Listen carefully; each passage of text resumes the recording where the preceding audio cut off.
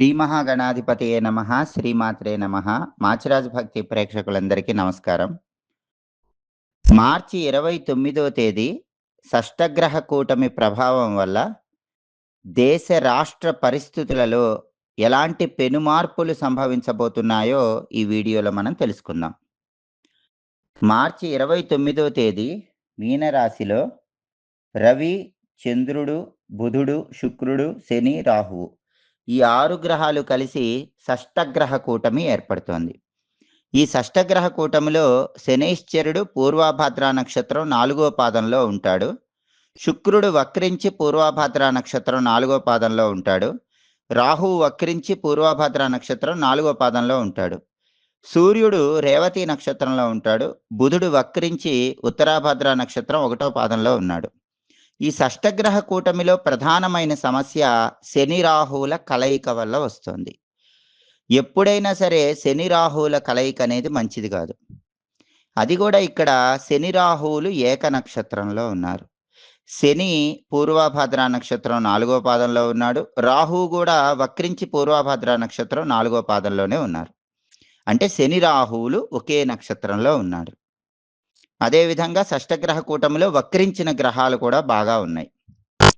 పూర్వభాద్ర నక్షత్రంలో ఎక్కువ గ్రహాలు వక్రించున్నాయి. ఆ నక్షత్రానికి అధిపతి అయిన గురువు కూడా వక్రించున్నాడు. అందువల్ల షష్టగ్రహ కూటమి ప్రభావం అనేది దేశ రాష్ట్రాలలో కొన్ని పెను విపత్తులను కలిగింపజేయబోతోంది. ప్రధానంగా దీనితో పాటుగా షష్టగ్రహ కూటమి ఏర్పడుతున్నటువంటి మార్చి నెలలో 5 ఆదివారాలు వచ్చినాయి. 5 శనివారాలు వచ్చినాయి. షష్టగ్రహ కూటమి ఏర్పడిన మార్చి నెలలో 5 ఆదివారాలు వచ్చినాయి కాబట్టి అది అనారోగ్యాలను దేశ రాష్ట్రాల్లో కలిగింపజేసే అవకాశం ఉంటుంది.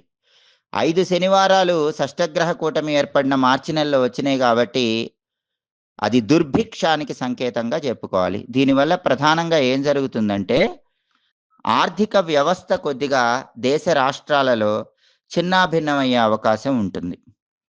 అదేవిధంగా మన తెలంగాణ, ఆంధ్రప్రదేశ్ రాష్ట్రాలకి కొన్ని వ్యతిరేక శక్తుల ప్రభావం వల్ల ఇబ్బందులు ఎదురవుతాయి. అలాగే పాలకుల మధ్యలో అంతర్యుద్ధం పెరుగుతుంది. అలాగే దేశ రాష్ట్రాలలో యుద్ధ వాతావరణం చోటు చేసుకుంటుంది. ప్రధానంగా రాష్ట్ర సరిహద్దులలో, దేశ సరిహద్దుల్లో కూడా కొంత యుద్ధ వాతావరణం చోటు చేసుకుంటుంది. ప్రకృతి వైపరీత్యాలు వచ్చే అవకాశం కూడా ఉంది. ఎక్కువగా వర్షము, వరదలు, భూ ప్రకంపనలు, గ్యాస్ సంబంధమైనటువంటి ప్రమాదాలు ఇలాంటివి జరిగేటటువంటి సూచనలు కూడా ఉన్నాయి. అంతేకాకుండా ఒక సంవత్సరానికి వర్షలగ్నం అని ఉంటుంది. ఇప్పుడు వర్షలగ్నం అనేటటువంటిది ఈ సంవత్సరానికి సింహలగ్నం అయింది. ఈ వర్షలగ్నానికి 8వ స్థానంలో ఎక్కువ గ్రహాలు ఉన్నాయి. దానివల్ల కూడా ఈ ఇబ్బందికరమైన పరిస్థితులన్నీ కూడా ఎదురయ్యే సూచనలు ఉన్నాయి. అంటే దేశంలో కానీ, రాష్ట్రాలలో కానీ అంతర్యుద్ధాలు రావటం, ప్రచండమైనటువంటి గాలులు రావటం, గాలి ద్వారా వ్యాప్తి చెందేటటువంటి అనారోగ్యాలు రావటం, భూమి లోపల గ్యాస్ సంబంధమైనటువంటి విస్ఫోటనలు రావటం ఇలాంటివి జరిగే అవకాశాలు కూడా ఉన్నాయి. అయితే ఈ షష్టగ్రహ కూటమి ప్రభావం అనేటటువంటిది కొన్ని నెలల వరకు మాత్రమే ఉంటుంది కాబట్టి దేశ రాష్ట్ర ప్రజలు దిగులు చెందాల్సిన అవసరం లేదు.